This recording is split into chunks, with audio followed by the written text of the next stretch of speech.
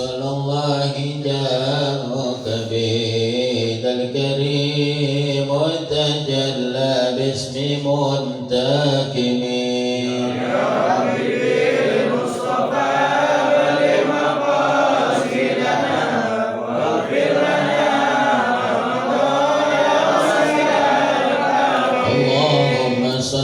وسلم وبارك عليه وعلى آله. Bismillahirrahmanirrahim. Alhamdulillahirabbil alamin wassalatu wassalamu ala asrafil anbiya'i wal mursalin sayyidina wa habibina wa syafi'ina wa zuhrina wa maulana Muhammadin wa alihi wa sahbihi ajma'in, amma ba'du. Qala rabbi shrah li sadri wa yassir li amri wa hlul 'uqdatam min lisani yafqahu qawli. Shadaqallahul 'azim. Ma'asyiral hadirin, jamaah Masjid Dzikir Darul Farah yang dimuliakan oleh Allah Subhanahu wa taala, wabil khusus orang-orang tua kita yang hadir pada malam hari ini bersama kita, Bapak Ustadz Ilham Nasution, Bapak RT Sumino, Bapak Ibrahim, dan juga seluruh jamaah tanpa terkecuali. Semoga selalu dalam rahmat kasih sayang Allah Subhanahu wa taala. Puji syukur kehadiran Allah Subhanahu wa taala, teriring sholawat beserta salam kita sampaikan atas junjungan kita baginda Nabi Muhammad sallallahu alaihi wasallam beserta para keluarga, sahabat dan pengikutnya. Ma'asyiral hadirin, jamaah yang muliakan oleh Allah Subhanahu wa taala, telah sama-sama di awal kali kita membuka di dalam ini majlis dan perkumpulan kita setiap malam Sayyidul Ayyam, malam Jumat yang penuh dimuliakan dan diberkahkan oleh Allah Subhanahu wa taala dengan membaca surah Yasin, membaca Ratibul Atas, membaca maulidnya Nabi kita Muhammad sallallahu alaihi wasallam. Mudah-mudahan dengan amalan yang kita baca senantiasa Allah Subhanahu wa taala akan mengampuni segala hajat-hajat kita, doa-doa kita pada malam hari ini, dan dosa-dosa kita semua tidak keluar dari majlis ini melainkan semua diampuni oleh Allah Subhanahu wa taala. Maka selanjutnya sedikit malam hari ini kita akan membuka daripada satu kitab yang bernama Safinatun Najah, ya. Bahwa kitab Safinatun Najah ini telah merupakan kitab fikih, kitab yang paling dasar dipelajari, baik dari tingkat ibtidaiyah, sanawiyah, dan juga termasuk di pondok-pondok pesantren, ya. Nah, oleh karena itu kita sedikit demi sedikit meningkatkan pengetahuan kita dalam syariat ajaran baginda Nabi Muhammad sallallahu alaihi wasallam dalam kitab Safinatun Najah ini. Semoga apa yang kita pelajari yang kita tuntut, insyaallah Allah jadikan ilmu yang bermanfaat, maslahat dunia dan akhirat. Kitab Safinatun Najah ini dikarang oleh Syekh Salim bin Abdullah bin Sa'ad bin Sumair al-Hadrami. Jadi beliau dari Hadramut, ya, Yaman. Dan kemudian lahir di Hadramut, desa Asbah, ya. Adapun di dalam biografi catatan, ya, tidak disebutkan tanggalnya berapa, tahunnya berapa. Akan tetapi beliau meninggal pada abad ke-13, ya. Abad ke-13 tahun 1271 Hijriah, ya. Konon Syekh Salim ini sekalipun beliau dari Hadramut, ya, tapi mengembangkan dan mengamalkan ilmunya di Indonesia, sampai beliau wafat pun di Indonesia. Nah, maka ini satu keistimewaan kita buat orang Indonesia, ya, dengan adanya ulama-ulama dari Timur Tengah, dari Hadramut, yang bisa menjadikan pakunya Indonesia khusus Jakarta, ya. Maka insya Allah Jakarta ini selalu diberikan keamanan, kenyamanan, ketentraman dan keselamatan dari Allah Subhanahu wa taala. Kemudian nama lengkap daripada kitab Safinatun Najah ini Fima yajibu ala abdilil maulah, yang artinya perahu keselamatan dalam mempelajari kewajiban seorang hamba kepada Tuhannya, ya.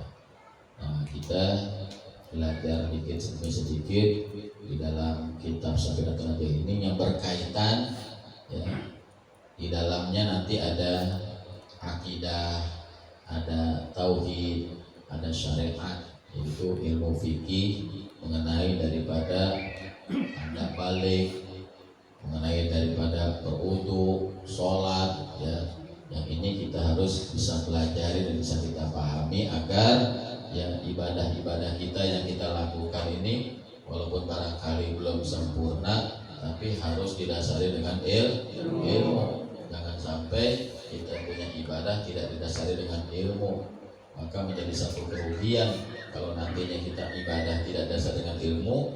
Kata Syekh Ibnu Ruslan dalam kitab Zubatnya, fakullu man bighairi ilmin ya'malu a'maluhu mardudatun la tuqbalu. Ya, siapa orang yang dia mengerjakan satu amalan, mengerjakan satu ibadah tapi tidak disertai dengan ilmunya, mardudatun la tuqbalu, ditolak oleh Allah Subhanahu wa taala, maka tidak akan diterima oleh Allah Subhanahu wa taala. Nah, oleh karenanya supaya ibadah-ibadah yang kita lakukan itu bisa diterima oleh Allah Subhanahu wa taala dan tidak menjadi bingung buat diri kita, kita pelajari ilmu-ilmu tersebut di dalam syariat yang dibawa oleh Nabi kita Muhammad sallallahu alaihi wasallam.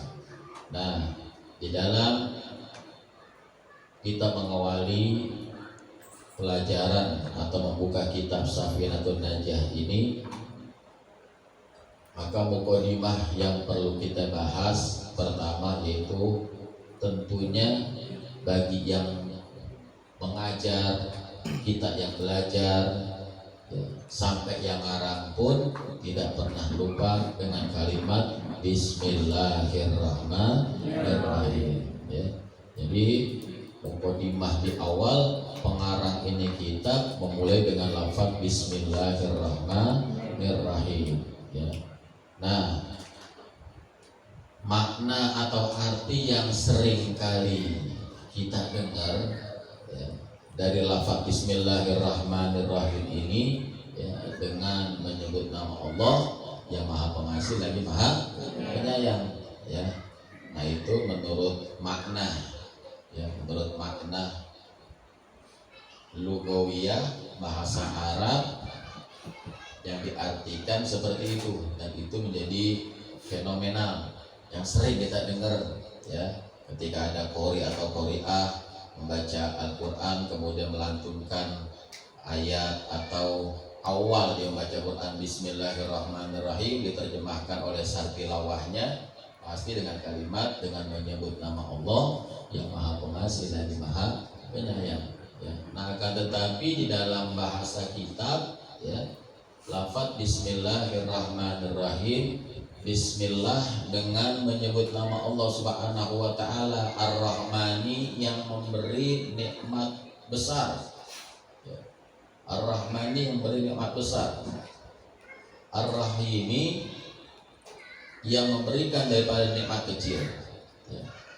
Apa maksud daripada nikmat besar ini? Itu hanya Allah berikan di dunia ya. Jadi sifat Allah yang Rahman ini diberikan di dunia buat seluruh manusia ya. Baik manusia itu yang ngaku beriman maupun tidak beriman ya. Padahal kata ulama nikmat itu baru 1% Allah kasih ya. Baru 1% Allah kasih, itu bisa mencukupi kebutuhan umat manusia seluruh dunia, baik yang itu manusia beriman maupun gak beriman.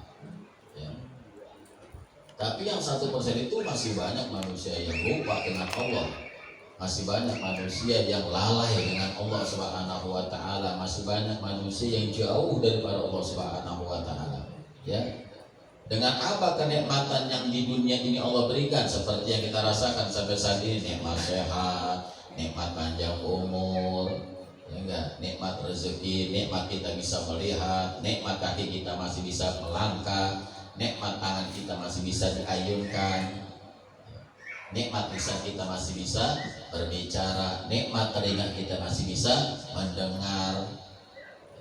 Nah, itu nikmat-nikmat yang Allah berikan di dunia, yang dimana Allah Subhanahu wa taala berikan kenikmatan itu ya, buat seluruh alam, baik manusia yang ngaku beriman kepada Allah maupun yang tidak. Ya. Nah, itu. Nah, kemudian ada Ar-Rahimi, nikmat yang dimana Allah Subhanahu Wa Taala berikan itu nikmat yang sedikit, qalil, sedikit. Ya. Di mana? Di alam akhirat, di alam kubur, sedikit cuma. Ya. Kalau umpamanya di dunia nikmat yang paling besar iman dan Islam, tapi tidak semuanya manusia nanti dia mengakhirkan hayatnya dalam keadaan iman dan Islam. Nah, maka nikmat yang sedikit di alam kubur ini, di alam akhirat, ya, enggak semuanya bisa dimiliki oleh siapapun dia di antara kita. Awas nih, hati-hati. Tidak semua manusia nanti dia mati dalam keadaan iman. Tidak semua manusia dia mati dalam keadaan Islam. Alhamdulillah min. Mudah-mudahan kita semua mati dalam keadaan iman dan Islam. Ya.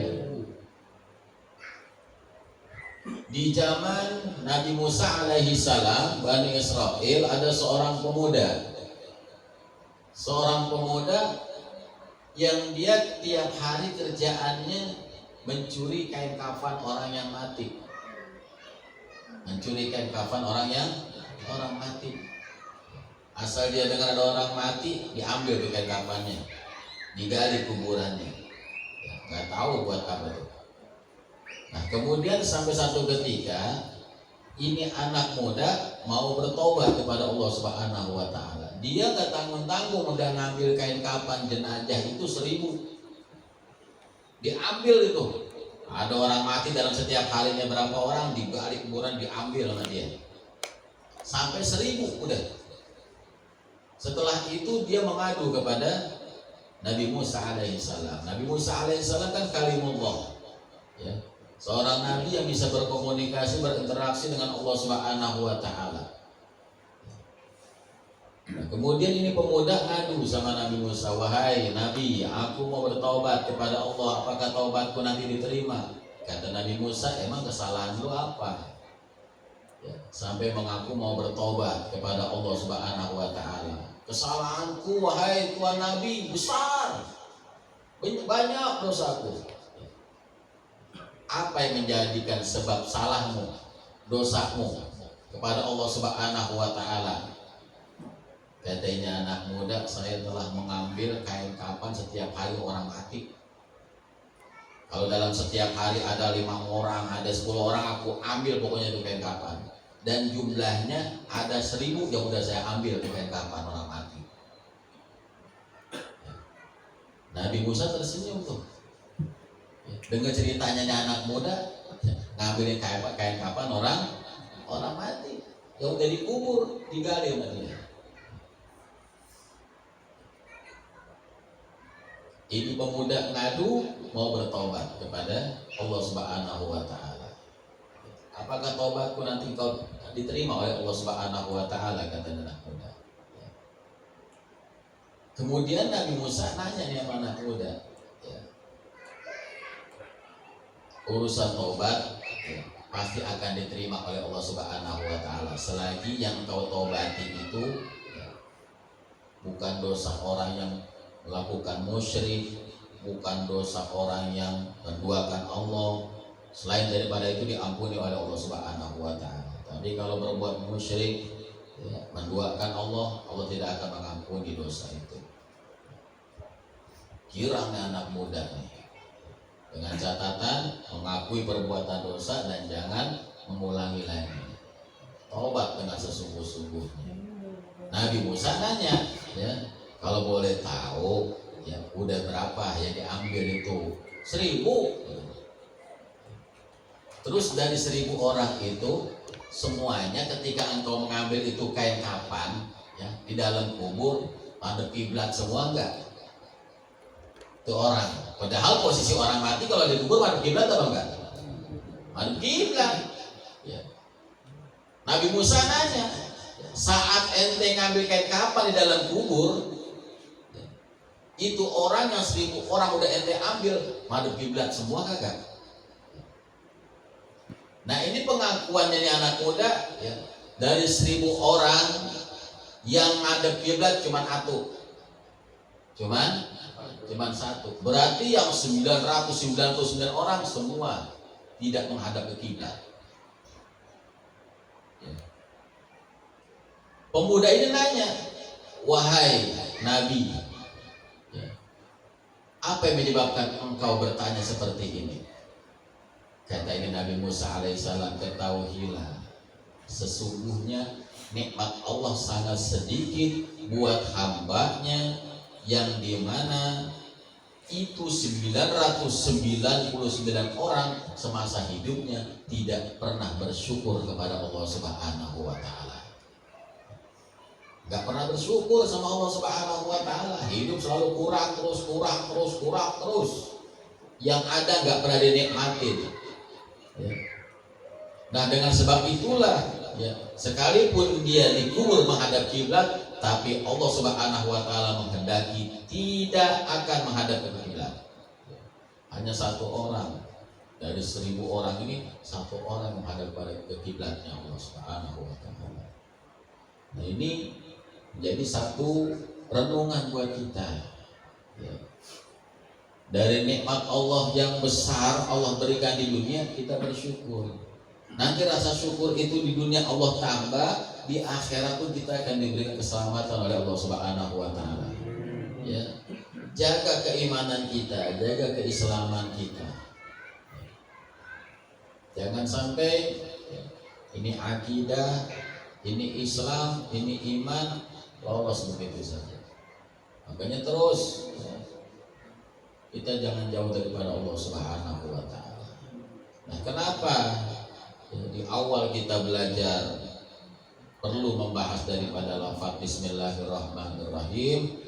Kata Rasulullah Shallallahu Alaihi Wasallam, barang siapa yang apabila ingin memulai satu perbuatan yang kemudian tidak didahului dengan membaca Bismillahirrahmanirrahim, fahuwa abtar ya, maka itu pekerjaannya terputus.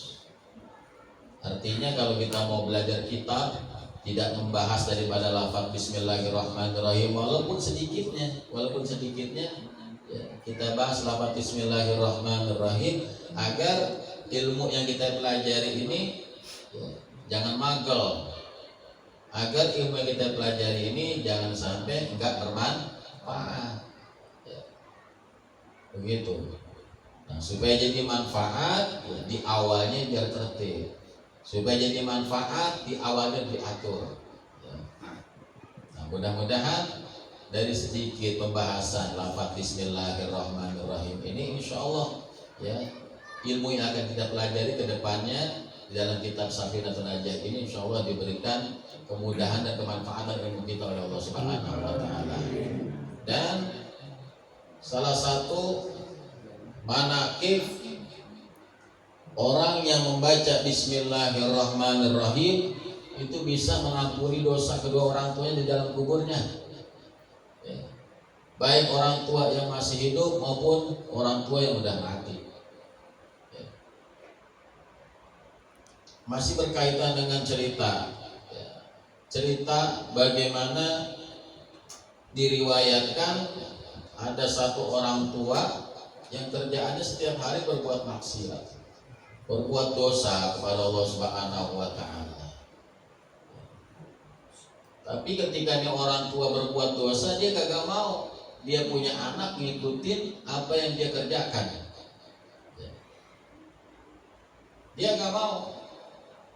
Sampai nih si orang tua tersebut, si bapak ini berpesan, berwasiat kepada istrinya ya, kalau saya nggak ada umur, tolong nih anak didik yang benar. Kalau saya nggak ada umur, tolong nih anak ya serahin sama ustadz, sama kiai, sama guru yang bisa mengajarkan dia supaya jadi orang benar. Jadi orang tua gitu. Nggak lama dia berwasiat seperti itu sama istrinya, meninggal nih, suaminya meninggal.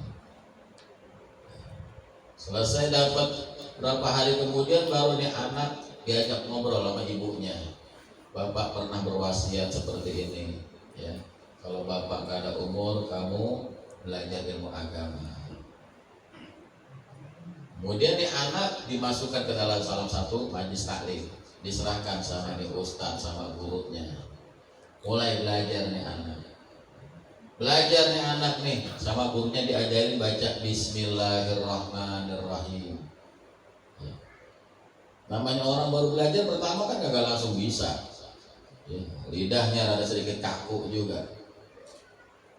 Diajarin nama ustadznya sama gurunya nih Bismillahirrahmanirrahim. Mau belajar baca Quran, baca Bismillah dulu.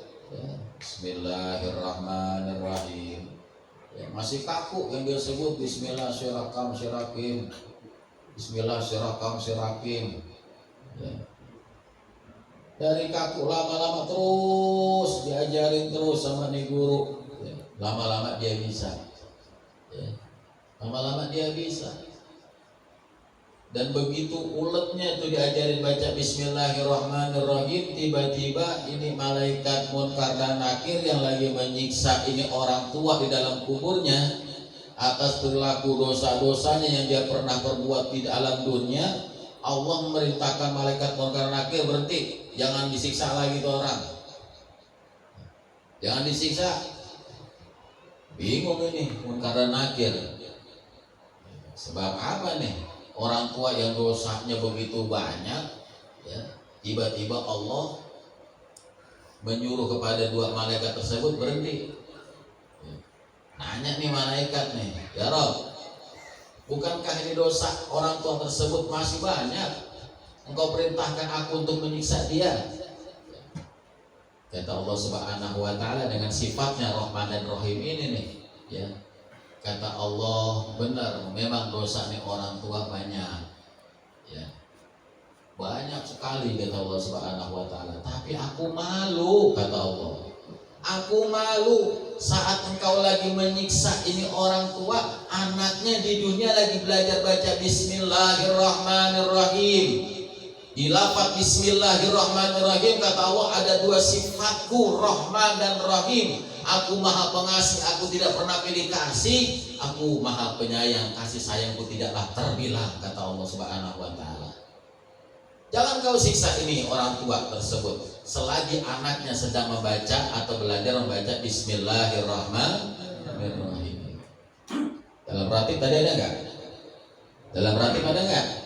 Ada tuh, ya. Makanya itu yang selalu yang selalu diingatkan tuh, ya. Kalau kita niat bener mau taklim, mau hadir ngaji, ya, udah jauh-jauh sebelumnya pasang niat dengan baik, nawaitu kita, ya. Apa yang menjadi kebiasaan di majlis taklim kita yang udah bukan di majlis taklim setahun 2 tahun, ya.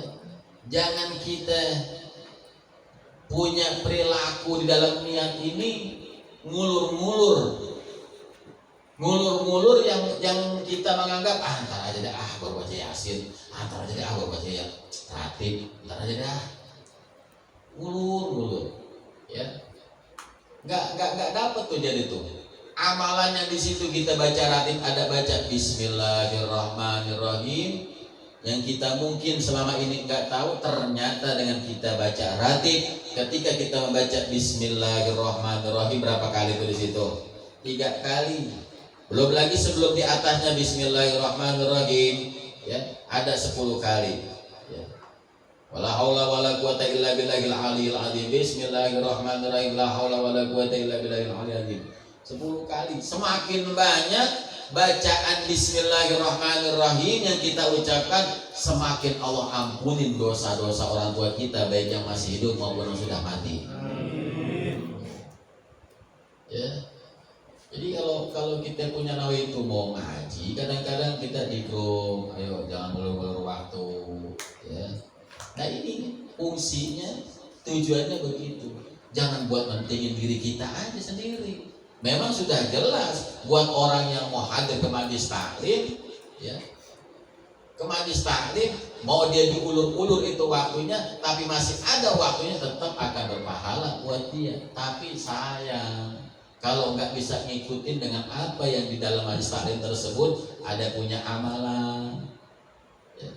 Ada baca yasin, ada baca sholawat, masya Allah.